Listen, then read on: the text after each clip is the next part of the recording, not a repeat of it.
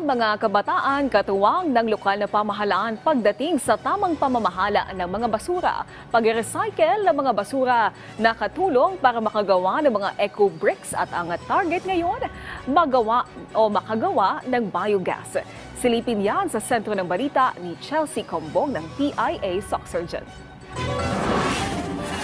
Pinalalakas pa ng lokal na pamahalaan ng Midsayap, Cotabato ang pagpapatupad ng Solid Waste Management Program at ito ay sa tulong na rin ng pakikipag-ugnayan sa mga kabataan. Sa benchmarking activity ng mga youth leader at volunteers sa sanitary landfill sa Barangay Kimagango, sinabi ni Municipal Environment and Natural Resources Officer Engineer Jerk Villuan, nakasama nila ang mga kabataan sa pagbibigay impormasyon sa mga mamamayan ng tamang pamamahala ng kanilang mga basura.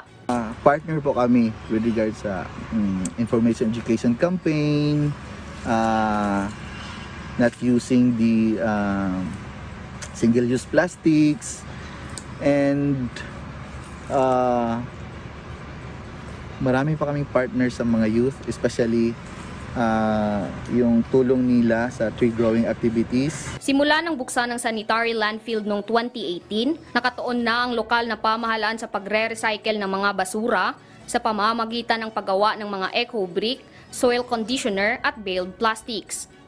Pinag-aaralan na din ngayon ang paggawa ng biogas mula sa mga biodegradable at animal waste. Nanawagan po ang local government unit under the leadership of our Honorable Mayor Rolando Cayetano Sacdalan na please i-continue natin yung advocacy sa solid waste management, and of course especially sa barangay council na bigyan pansin yung solid waste management.